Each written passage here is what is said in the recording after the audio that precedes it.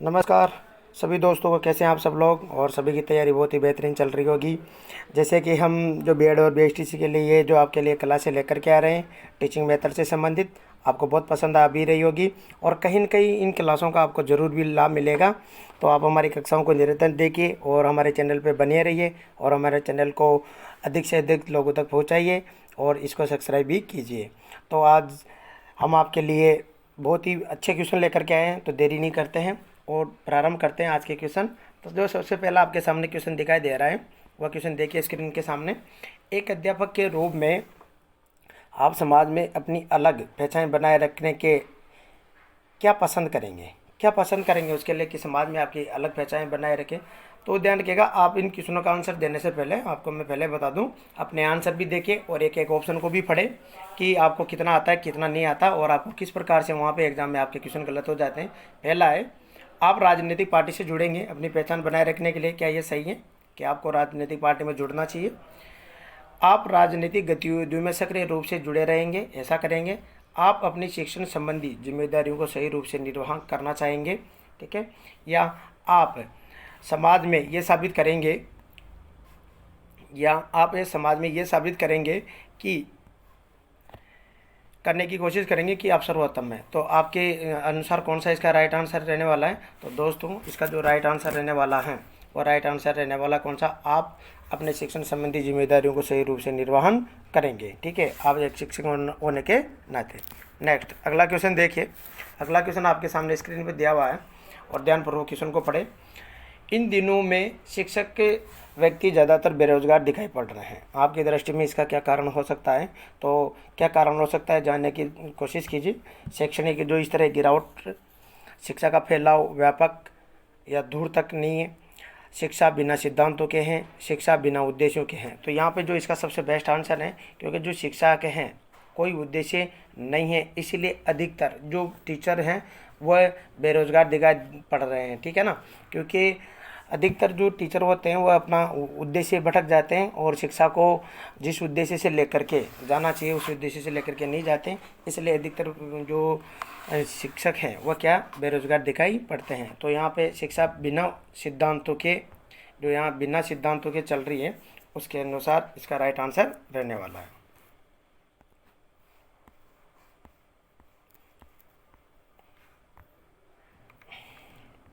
अगला क्वेश्चन है, अर्थपूर्ण परीक्षा का विशिष्ट लक्षण निम्न में से कौन सा होगा? अर्थपूर्ण शिक्षा का जो इसमें से जो सबसे विशिष्ट जो लक्षण होगा क्या होगा आपकी नज़र में? तो बताइए। इस परीक्षा में सभी विद्यार्थी अच्छे अंक प्राप्त करना। क्या जो जो अर्थपूर्ण जो परीक्षा है उसका क्या लक्ष्य होगा? क्या ये होगा अंक प्राप्त करना, या विद्यार्थी जितनी आस करते हैं उससे अधिक अंक लाना? ये अंक लाना, ये ऐसा कोई जो विशिष्ट जो परीक्षा होती है उसका कोई लक्ष्य नहीं होता। परीक्षा का जो लक्ष्य होता है, ध्यान रखना, परीक्षा ऐसी हो जो सक्षम और अक्षम दोनों, जो असक्षम और असक्षम दोनों प्रकार के जो विद्यार्थी हैं उसमें भेद कर सके। कमज़ोर विद्यार्थी और जो अच्छे पढ़ने वाले जो विद्यार्थी उनमें भेद कर सके, ऐसी परीक्षा होनी चाहिए जिससे कि कमज़ोर विद्यार्थियों को और भी आगे बढ़ने का मौका मिल सके। तो इसका आंसर है कौन सा वाला? नंबर 3 इसका राइट आंसर है। अगला क्वेश्चन देखिए। आपकी दृष्टि में समाज के प्रति उपयुक्त अभिवर्ती क्या है? अभिवर्ती का मतलब आपको देखना चाहिए दृष्टिकोण, क्या दृष्टिकोण होता है, ठीक है। तो आपकी नज़र में क्या है? लोगों के साथ कोई विशेष संबंध की आवश्यकता नहीं है, क्या ऐसा दृष्टिकोण रखना चाहिए? ये बात बिल्कुल गलत है। कुछ लोगों से ही संबंध होने चाहिए, ये भी बिल्कुल बात गलत है। विश्वसनीय लोगों से संबंध होने चाहिए, ऐसा नहीं है। ये विश्वसनीय लोगों से, कुछ व्यक्तियों से या लोगों की आवश्यकता से संबंधित, ये गलत है। तो ध्यान रखिएगा, इसका जो राइट आंसर है वो है सामान्यतः सबके साथ संबंध होने चाहिए, ठीक है ना। ऐसा दृष्टिकोण किसका? हमारा होना चाहिए। अगला क्वेश्चन है, शिक्षा न केवल संस्कृति को संरक्षित करती है अपितु बाद में उसे क्या करती है? समृद्ध बनाती हैं, परिभाषित करती हैं, आध्यात्मिक बनाती है, जन समूह के माध्यम से प्रसिद्धि दिलाती हैं। तो क्या आंसर रहने वाला है दोस्तों? अपना आंसर सोच लीजिए और यहाँ पे इसका जो राइट आंसर रहने वाला है, आपने अपना आंसर सोच लिया होगा, जो है क्या बनाती है? समृद्ध बनाती है। तो शिक्षा न केवल संस्कृति को संरक्षित करती है अपितु उसको क्या करती हैं? समृद्ध भी बनाती हैं। अगला क्वेश्चन, अगला क्वेश्चन सृजनात्मकता से संबंधित है और आपको यहाँ पर सृजनात्मकता की विशेषता बतानी है कि सृजनात्मकता की कौन सी विशेषता नहीं है। यहाँ पे ये नहीं दिया हुआ है, तो इसका मतलब यहाँ पे सृजनात्मकता की 3 विशेषताएं, और 3 विशेषता कौन सी है? नवीन चिंतन, मौलिकता होती है उसमें, उत्पादकता होती है, नई नई चीज़ों का निर्माण कर सकता है, ठीक है। यहाँ पे अपरिवर्तनशीलता, ये इसका गुण नहीं है, क्योंकि जो सृजनात्मकता होती है वो परिवर्तनशील होती है, और यहाँ पे दिया हुआ है कि अपरिवर्तनशीलता, तो ये इसका आंसर नहीं है। अगला क्वेश्चन है विद्यार्थियों के कार्यों का निरंतर मूल्यांकन होना चाहिए। तो बताइए दोस्तों, जो आप भी एक विद्यार्थी हों तो कैसे मूल्यांकन होना चाहिए आपका? इससे वे अध्यापकों के नियंत्रण में रहेंगे, समय का सदुपयोग होगा, विद्यार्थी सत्र पर्यंतर अध्ययन के लिए प्रेरित रहेंगे, या विद्यार्थियों को परीक्षा का अनुभव मिल जाएगा। तो क्या अनुभव मिलना, ये देखो ये छोटे वर्ड हैं, ये यहाँ पे दिया हुआ है, ये विद्यार्थियों को अनुभव मिलना, वह नियंत्रण में रहेंगे, सदुपयोग हो जाएगा, ये ठीक है, लेकिन यहाँ पे जो सबसे अच्छा आंसर है वह है क्योंकि विद्यार्थी सत्र पर्यंतर अध्ययन के लिए क्या रहेंगे, इसे प्रेरित रहेंगे। तो इस चीज़ का थोड़ा ध्यान रखिए आप। अगला क्वेश्चन है आपके सामने, संगठन में कमजोर नेतृत्व का क्या परिणाम होगा? तो संगठन में यदि कोई कमजोर है, संगठन का नेतृत्वकर्ता कार्यकर्ता यदि कमजोर है, तो सीधी सी बात है, यहाँ पे संगठन क्या हो जाएगा दोस्तों? संगठन टूट जाएगा, ठीक है। क्या हो जाएगा? संगठन कमजोर पड़ जाएगा, टूट जाएगा। हाँ, और भी ऑप्शन है संगठन में विद्रोह की, लेकिन यहाँ पे नेतृत्व, ये कि यदि उसका लीडर ही कमज़ोर है, संगठन का नेता ही कमज़ोर है, तो ऐसे में संगठन क्या हो जाएगा? टूट जाएगा। अगला क्वेश्चन है, शिक्षण प्रशिक्षण का मुख्य उद्देश्य क्या होता है? जो आप बीएड बीएसटी से करते हो, उसके बाद में आप कॉलेज मिलती हैं, तो आपको वहाँ पे प्रशिक्षण दिया जाता है शिक्षण से संबंधित। तो उसका जो मेन उद्देश्य होता है वो क्या होता है? तो ध्यान रखना, जो उसका जो मेन उद्देश्य होता है वहाँ पे, तो आपके जो कौशल होते हैं उनका विकास करना होता है, ठीक है। आपका जो कौशल होता है उनका क्या होता है? विकास करना, और उनकी दक्षता को विकसित करना, यही शिक्षण और प्रशिक्षण का क्या होता है? मुख्य उद्देश्य होता है। ध्यान रखना, यहाँ शिक्षण के कौशलों की दक्षता को विकसित करना। अगला क्वेश्चन देखिए, एक छोटा बच्चा किसी आदत को ग्रहण करता है, तो कल्पना कीजिए आप इन चीज़ों को क्या आप व्यवहारिक तरीके से भी कर सकते हो। तो आपने एक छोटा बच्चा देखा है, तो वह जो अच्छी या बुरी जो भी आदतें होती हैं, तो उनको अक्सर वह कहाँ से ग्रहण करता है? उसके मित्रों से ग्रहण करता है, उसके जो सहपाठी है वहाँ से ग्रहण करता है, विद्यालय से करता है, या परिवार के सदस्यों से करता है, या अध्यापकों से करता है। तो ध्यान रखिएगा दोस्तों, जो एक छोटा बालक होता है वो अपनी जो आदतें हैं वो कहाँ से ग्रहण करता है? वो अपने परिवार से ही आदतों को क्या करता है? ग्रहण करता है, ठीक है। वो अपने सदस्य अपने परिवार में रह करके अच्छे या बुरे संस्कार सीखता है, वहाँ से उनको ग्रहण करता है, ठीक है। ये उसके मित्र, सहपाठी, विद्यालय, ये इसका दूसरा क्षेत्र है, ये बाद में है, क्योंकि जो बालक की जो प्राथमिक विद्यालय माना जाता है वो उसका क्या माना जाता है? परिवार ही माना जाता है उसका।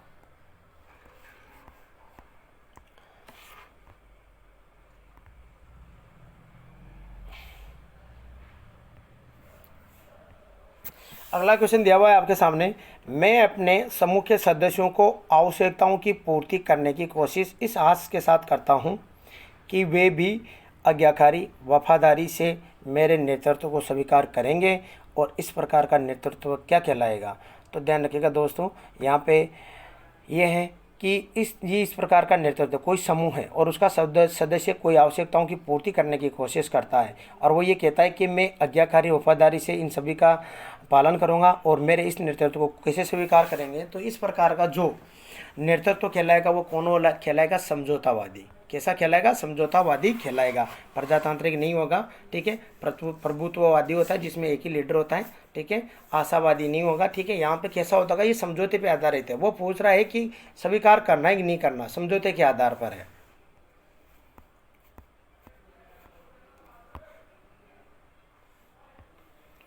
अगला, विद्यार्थियों के हित में अध्यापक का उत्तरदायित्व निहित है, ठीक है। अध्यापक जो विद्यार्थियों के हित होते हैं उसी में जो अध्यापक होता है उसका उत्तरदायित्व निहित होता है। तो विद्यालय में, सिर्फ विद्यालय में अथवा विद्यालय और समाज दोनों में, खेल के मैदान में या बाजार में, तो ध्यान रखिएगा जो एक शिक्षक का उत्तरदायित्व होता है विद्यार्थियों के प्रति, वो विद्यालय में भी होता है और विद्यालय के साथ साथ में पूरा समाज में भी होता है, क्योंकि विद्यालय में ही क्या आ जाता है, एक समाज आ जाता है। विद्यालय एक समाज ही है, ठीक है, जिसमें भिन्न भिन्न वर्गों से अलग अलग है सभी से क्या बच्चे आते हैं, तो वह भी एक तरह का क्या है, समाज ही है।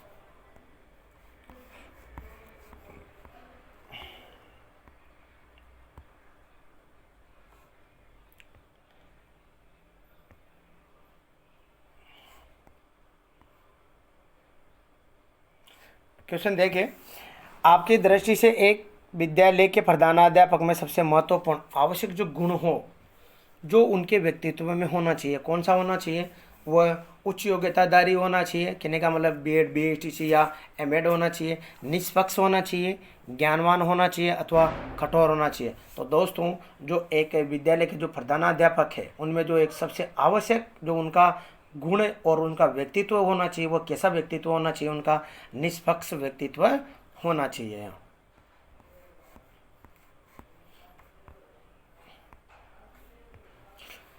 आंतरिक मूल्यांकन प्रणाली की सिफारिश की जा चुकी है, क्यों की जा चुकी है, आंतरिक मूल्यांकन जो प्रणाली है इसकी सिफारिश क्यों की जा चुकी है, क्योंकि इसकी सिफारिश इसलिए की जा चुकी है, शिक्षक उनके विद्यार्थियों को जानते हैं, अध्यापक वे ही प्रश्न पूछते हैं जो उन्हें पढ़ाए जाए, अध्यापक उनके विद्यार्थियों के सबसे अच्छे निर्णायक होते हैं, विद्यार्थी परीक्षा के दौरान तनाव मुक्त रहते हैं। तो ध्यान रखिएगा, इसकी जो आंतरिक जो मूल्यांकन प्रणाली है इसकी सिफारिश इसलिए की जा चुकी है कि अध्यापक उनके विद्यार्थियों के सबसे अच्छे निर्णायक होते हैं, क्योंकि वह निर्णय ले सकते हैं इस संबंध में कि विद्यार्थी का मूल्यांकन कहाँ तक हुआ, इतने कितना ग्रहण किया है अथवा कितना ग्रहण नहीं किया, जो भी हमने सिखाया है वो किन किन उद्देश्यों को प्राप्त किया है। तो इसीलिए जो आंतरिक शिक्षा मूल्यांकन प्रणाली है उसकी सिफारिश की जा चुकी है। अगला क्वेश्चन है दोस्तों, समूह का मनोबल बनाए रखने के लिए कौन सा तत्व आवश्यक होता है। तो एक अपना कोई भी समूह होता है, तो समूह में जो मनोबल बनाए रखने के लिए ध्यान रखिएगा, कोई भी समूह होगा तो उसमें सबसे इम्पोर्टेंट महत्वपूर्ण जो होता है, उस समूह के जो उद्देश्य हैं एकदम स्पष्ट होना चाहिए कि समूह को लेकर के किस उद्देश्य से बनाया गया है या किन किन चीज़ों को लेकर के बनाया गया है, ये उद्देश्य हमारे होने चाहिए।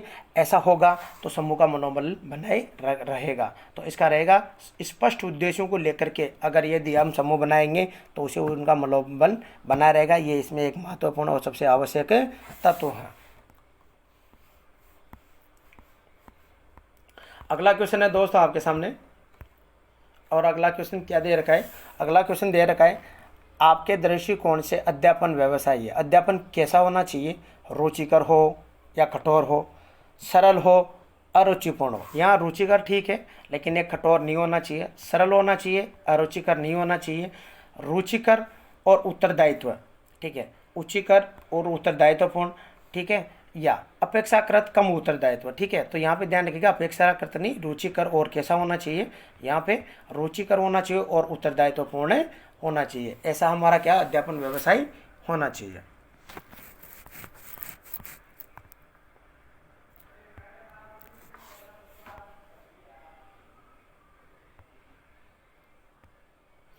हमारी शिक्षा प्रणाली में सुधार दिखाई नहीं है, सुधार दिखाई नहीं है। क्यों नहीं पड़ रहे दिखाई, शिक्षा प्रणाली में सुधार क्यों नहीं, प्रशासन उदासीन है, शिक्षक उदासीन है, राजनीति उदासीन है, तो जनता। तो ध्यान रखिए, शिक्षा प्रणाली का जो सीधा सीधा संबंध है वो किससे होता है, शिक्षकों से, क्योंकि यहाँ पे क्या है, शिक्षक उदासीन है, इसे जो शिक्षा प्रणाली है उसमें सुधार दिखाई नहीं पड़ रहा है। अगला क्वेश्चन है आपके सामने,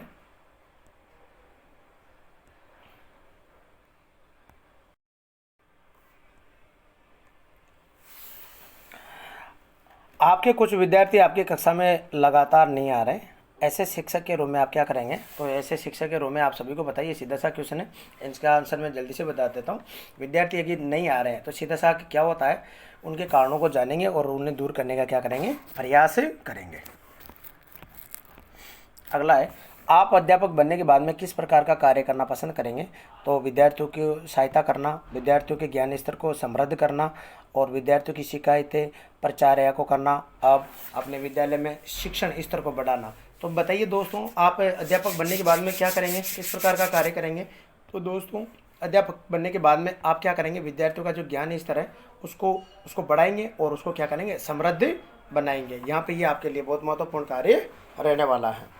चलिए आगे देखिए।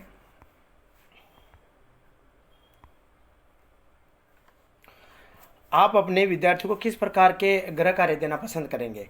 कठिन देंगे, जटिल देंगे गृह कार्य, ताकि वह इससे अधिक मेहनत करे और उसे पूरा करे, ऐसा कार्य देंगे? या आप ऐसे कार्य देंगे, सरल मनोरंजनपूर्ण कार्य देंगे ताकि वह अपनी सुविधा से हल कर सके, अरुचिपूर्ण ताकि वह शीघ्र उब जाए, संक्षिप्त एवं उत्तेजनापूर्ण ताकि वह इसे स्वयं हल कर सके? नहीं, ऐसा कोई कार्य नहीं देंगे हम। बालकों के लिए ऐसे कार्य देंगे, गृह कार्य देने का मतलब होता है सरल देंगे और उनके मनोरंजनपूर्ण कार्य देंगे जिससे कि वह स्वयं सुविधा, उनकी जो सुविधा है उसी से उसको हल कर सके। ठीक है, ये यहाँ पे सबसे इम्पोर्टेंट है। अगला देखिए, क्वेश्चन दिया हुआ है, अभी तक आपने जो शिक्षा प्राप्त की है वह समय काटने के लिए की है, समय का एक पड़ाव था काटने के लिए कि चलो ठीक है, हाँ चल रहा है वैसा चल रहा है। बहुत सारे विद्यार्थी अक्सर ऐसा ही करते हैं, हाँ चल रहा है वैसा चल रहा है।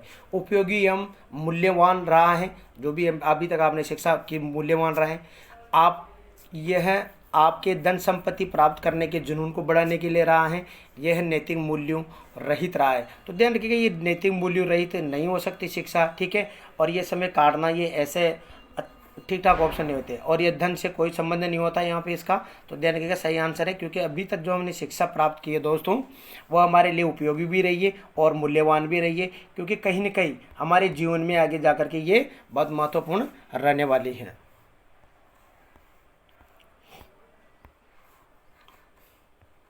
अगला क्वेश्चन है, अध्यापक यह जानना चाहता है कि उसका शिक्षण प्रभावी है अथवा नहीं है। उसे शिक्षण के दौरान ही, मतलब ये जानना चाहता है वह कि जो मैंने पढ़ाया है अथवा जो शिक्षण कराया है बालकों को, वो मेरा कैसा रहा है, प्रभावशाली रहा है अथवा नहीं रहा है। तो वही उसी के दौरान जानना चाहता है। तो क्या करेंगे वह, विद्यार्थियों को हंसाना चाहिए। ये कोई वो वाली बात नहीं होती, विद्यार्थियों को हंसाना ये बकवास बातें होती है सब।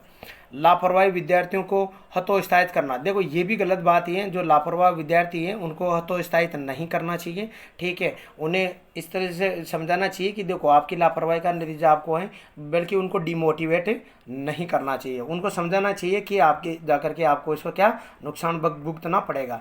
तो ये हतोत्साहित करना, ये भी कोई उसका ये नहीं है। कमज़ोर विद्यार्थियों को निष्कासित कर देना चाहिए, ये ऐसे कुछ नहीं। देखो ये कमज़ोर विद्यार्थियों को निष्कासित कर देंगे तो फिर कहाँ जा करके पढ़ेंगे बेचारे वह, ठीक है। तो उनको भी तो पढ़ाना है ना, तो ऐसा नहीं है अध्यापक को।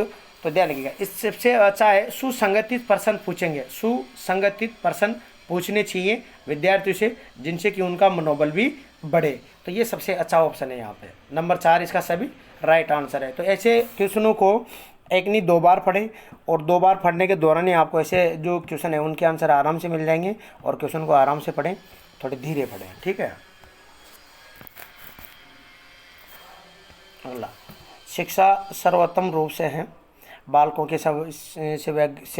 सर्वैगिक विकास के लिए विद्यार्थियों के मध्य धार्मिक हठधर्मिता की शिक्षा देने की प्रक्रिया, बालकों के समग्र विकास की प्रक्रिया, या बालकों के बौद्धिक विकास करना। तो शिक्षा का जो सर्वोत्तम है, शिक्षा का जो मेन रूप होता है शिक्षा का, वो होता है बालकों का ज्ञानात्मक, भावात्मक, सामाजिक, राजनीतिक सभी प्रकार का विकास करना ही क्या होता है, शिक्षा का सर्वोत्तम लक्ष्य होता है। उनका शारीरिक, मानसिक, सभी प्रकार का जो विकास करना होता है वो शिक्षा का मेन लक्ष्य होता है। तो यहाँ पे आ गया समग्र विकास। तो ध्यान रखिएगा, ये सामाजिक विकास हो गया, बौद्धिक विकास हो गया, ये सारे के सारे जितने भी हैं वो सभी का सब सम्मिलित रूप किस में आ जाता है, समग्र विकास में आ जाता है दोस्तों, ठीक है।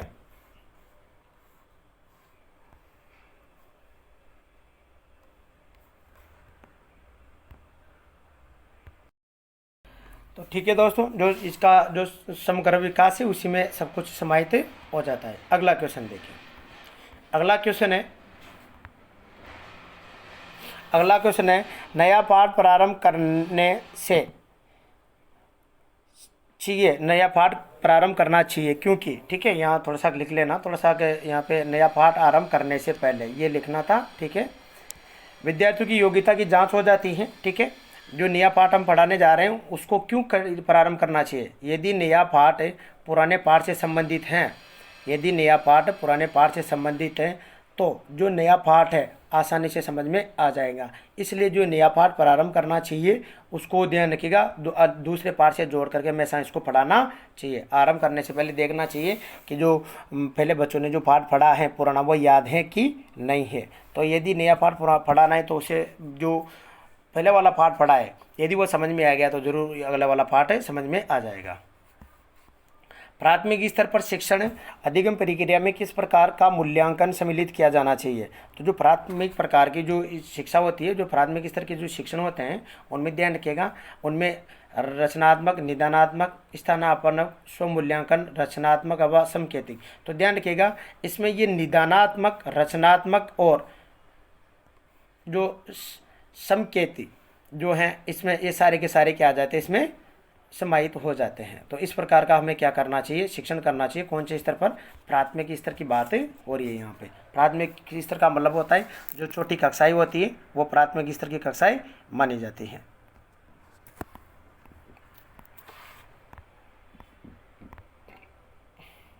प्राथमिक स्तर की कक्षाओं में प्रभावी संप्रेषण संभव है जब अध्यापक संप्रेषण करे। जो ध्यान रखिएगा प्राथमिक जो स्तर की जो कक्षाएं होती है, छोटी कक्षाएं होती है, 1 से लेकर के जो 5 तक की जो कक्षाएं होती हैं या जो इससे भी नीचे वाली जो कक्षाएं होती है LKG वाली, तो ध्यान रखिएगा मुख्यतः जो प्राथमिक स्तर की जो कक्षाएं होती है वो कक्षा 1 से 5 तक की मानी जाती है। तो इनमें जो संप्रेषण का सबसे अच्छा माध्यम है वो होता है विद्यार्थियों को क्या करना चाहिए, सबसे पहले टीचर को छोटी कक्षाओं में अपनी मातृभाषा में ही उनको क्या पढ़ाना चाहिए, जिससे कि बालक जल्दी से समझ सकें और वह किसी चीज़ को प्रति उनकी जो विकसित हो सके। शिक्षण की प्रकृति कैसी है? तो ध्यान रखिएगा आपको बताना है कि शिक्षण की प्रकृति कैसी है। शिक्षण की प्रकृति विज्ञान है, कला कौशल है, कला व विज्ञान दोनों हैं, विद्यार्थियों की पृष्ठभूमि पर निर्भर करती है। तो ध्यान रखिएगा जो शिक्षण की प्रकृति है एक, ये शिक्षण की प्रकृति ध्यान रखिएगा कला भी है एक तरह की और एक तरह की क्या है, ये विज्ञान भी है। तो शिक्षण की प्रकृति के बारे में आपको ध्यान रखना चाहिए कि शिक्षण की प्रकृति कैसी होती है।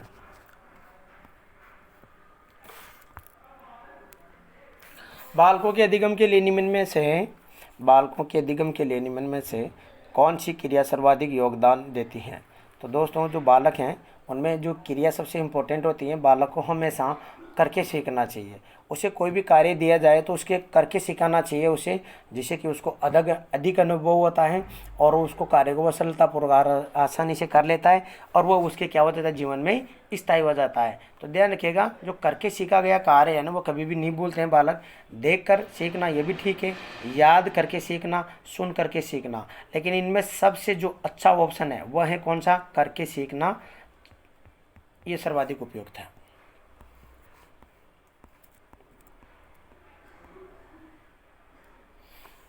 अगला क्वेश्चन है, एक बालक का अधिगम ढांचे से सर्वाधिक प्रभावित होता है। तो ध्यान रखिएगा जो बालक का जो अधिगम है वो सबसे ज़्यादा किससे प्रभावित होता है?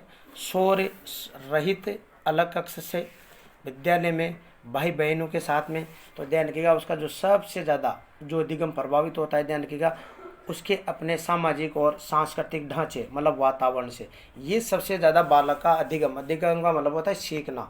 उसको सबसे ज़्यादा जो प्रभावित करता है वह करता है उसका समाज करता है, उसका संस्कृति करती है, उसके आसपास का वातावरण कैसा है, ये सब कुछ उस पर प्रभाव डालते हैं। बालक जिस वातावरण में रहेगा, जैसे में भी रहेगा, ध्यान रखिएगा वो वैसा ही अधिगम करेगा, अध्ययन सीखेगा।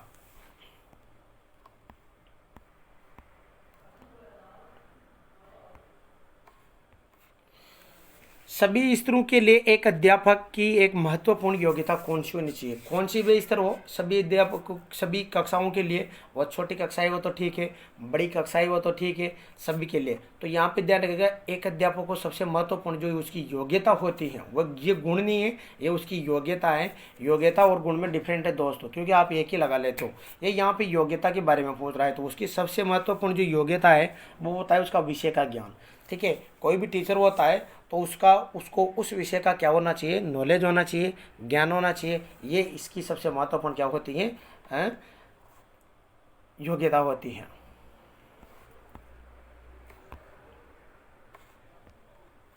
शिक्षण अधिगम प्रक्रिया में पृष्ठ पोषक आवश्यक है। पृष्ठ पोषक आवश्यक शिक्षण अधिगम क्रिया में किसके लिए होता है, शिक्षण जो अधिगम प्रक्रिया है इसमें पृष्ठ पोषक का जो आवश्यक होता है वह सबसे इम्पोर्टेंट होता है किसके लिए, शिक्षक के लिए। ठीक है, शिक्षक को फीडबैक मिलना चाहिए। ठीक है, यदि उसने विद्यार्थियों को कुछ पढ़ाया है तो उसको वापस कुछ न कुछ उसके रूप में मिलना चाहिए, जिससे कि वो उनमें और भी अच्छे से सुधार कर सके।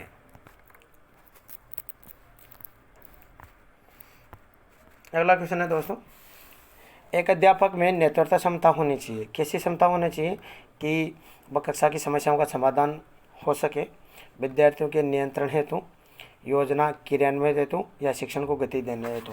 तो ध्यान रखिएगा दोस्तों, जो एक अध्यापक होता है उसमें जो नेतृत्व क्षमता होनी चाहिए वह कैसी होनी चाहिए कि वह शिक्षण को क्या दे सके, गति दे सके। योजना बनाना, विद्यार्थियों को नियंत्रण करना, कक्षा की समस्याओं का समाधान करना, ये अलग बात है, लेकिन जो नेतृत्व की जो क्षमता होनी चाहिए, ठीक है ना, तो वो क्या होनी चाहिए, शिक्षण को गति देना इसका महत्वपूर्ण कार्य होता है। एक नेता में निम्न में से कौन सा मुख्य गुण होना चाहिए। जो एक नेता होता है, ठीक है, तो उसमें जो सबसे इम्पोर्टेंट होता है, यदि आप जैसे कोई समूह हो गया तो उसका आपने नेता तो बना दिया, ठीक है, उसमें बुद्धि भी अच्छी है, चलो ठीक है मान लेते हैं भाई, चलो ठीक है किसी का नेता बना दिया, तो समूह का नेता जिसमें बुद्धि है ये भी ठीक बात है, लचीलापन है उसमें, ठीक है, होना चाहिए भी, ठीक है, आत्मविश्वास, साहस, ये सब कुछ भी हैं। लेकिन दोस्तों इनमें जो सबसे ज़्यादा महत्वपूर्ण होती है वो होती है उसकी इच्छा शक्ति और निर्णय योग्यता। यदि निर्णय लेने में सक्षम नहीं है तो इस प्रकार का जो नेता होता है वो किसी काम का नहीं होता, क्योंकि वह निर्णय नहीं ले पाएगा अपने समूह के प्रति, तो फिर क्या मतलब है उस चीज़ का। तो ध्यान रखिएगा, यहाँ पे जो सबसे इम्पोर्टेंट है वह है इच्छा शक्ति व निर्णय लेने की योग्यता।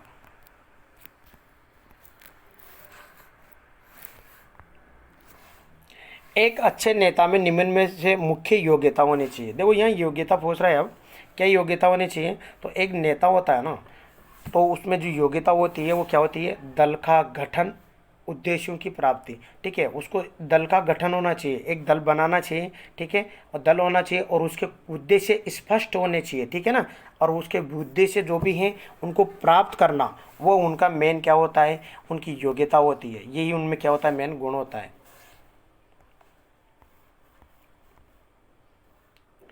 एक नेता का महत्वपूर्ण कार्य क्या होता है। देखो ये सब क्वेश्चन महत्वपूर्ण है, ठीक है, इस तरह के क्वेश्चन पूछे जाते हैं। एक नेता का महत्वपूर्ण कार्य क्या होता है, कार्य की पहल करना, व्यक्ति के कार्यों का मूल्यांकन करना, निर्देश देना। तो ध्यान रखिएगा जो नेता होता है, ठीक है ना, यहाँ नेता से संबंधित बहुत सारे क्वेश्चन आए, तो ध्यान रखिएगा संगठन को एक करना, और हमने पहले बात कर चुके हैं कि निर्णय लेना, ये क्या है, इसका महत्वपूर्ण कार्य माना जाता है। अगला है जो संप्रेषण होना चाहिए, ठीक है, ये संप्रेषण एक इम्पोर्टेंट टॉपिक होता है, ध्यान रखिएगा। संप्रेषण का महत्वपूर्ण तत्व निम्न में से कौन सा है, तो ध्यान रखिएगा संप्रेषण तब तक नहीं होगा, अगला भी इसको स्वीकार करने के लिए, ठीक है, स्पष्ट विचार भी हैं, जटिल भाषा है। देखो जटिल भाषा नहीं होनी चाहिए संप्रेषण की, ठीक है, लेकिन उपयुक्त जब तक संप्रेषण का माध्यम नहीं है, जब तक संप्रेषण महत्वपूर्ण नहीं हो सकता, ठीक है, तो इसके लिए जो सबसे बेस्ट होगा वो इसके लिए एक उपयुक्त माध्यम होना चाहिए संप्रेषण का, जब भी हमारा संप्रेषण सफल हो पाएगा। दोस्तों आज क्वेश्चन बहुत सारे हैं, ठीक है, घबराए नहीं, ठीक है। एक विद्यालय में प्रभावी संप्रेषण का मुख्य उद्देश्य होता है, ठीक है, तो जो एक विद्यालय होता है तो उसमें जो संप्रेषण का मतलब तो आप जानते हो कि अपनी भावनाओं, विचारों आदि को एक दूसरे तक कैसे पहुंचाया जाता है, संप्रेषण के माध्यम से। अब इसके अलग अलग माध्यम होते हैं, किसी दिन हम आपको एक संप्रेषण का पूरा चैप्टर लेकर के आएंगे, जिसमें से इसके कितने चरण होते हैं, क्या होते हैं, वो सब कुछ के बारे में बताएंगे। तो यहाँ पर देखिए जो संप्रेषण का मुख्य उद्देश्य होता है, गर्मियों की छुट्टियों को सूचित करना, विद्यार्थियों के अधिगम को नियंत्रण व सुधार करना, और विद्यालय में सौहार्दपूर्ण वातावरण विकसित करना, सूचना और आदेश देना। तो ध्यान रखना दोस्तों, यहाँ सबसे महत्वपूर्ण कार्य वो है कि विद्यालय में सौहार्दपूर्ण वातावरण विकसित करना ही संप्रेषण का मेन उद्देश्य होता है। और दोस्तों अगला क्वेश्चन है